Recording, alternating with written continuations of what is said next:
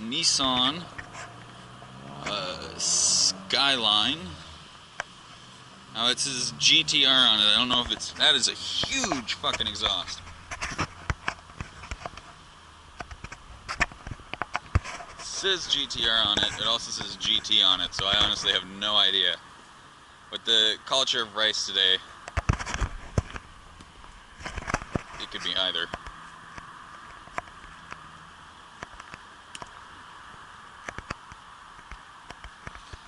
Front wheel drive though, you don't see too many of those. Not fuck off front wheel drive, right hand drive. You don't see too many of those.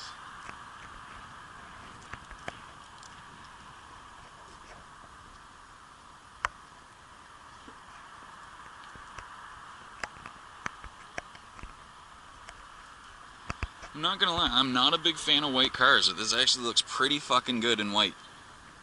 I don't know if it's the car looks good in white, or if it's just a good looking white, but I'm liking the badges. I'm liking the turn signals the way they're down at the bottom there. I'm not a big fan of foreign cars, but the Skyline has always been one that I have actually liked. I did briefly think about trading my Camaro in for a turbocharged, it was a Skyline right-hand drive, had a turbocharged engine. I can't really remember anything else about it, but I briefly considered trading it for one of these. Because it's an unusually square car for Japan. And they do kind of stand out. They don't really fix in with the rest of the Civics and whatnot.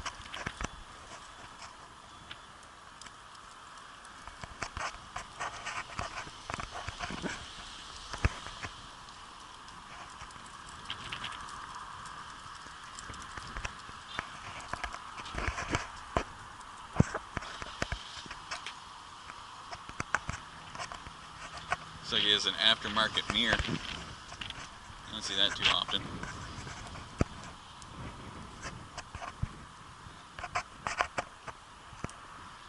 I'm also not usually a fan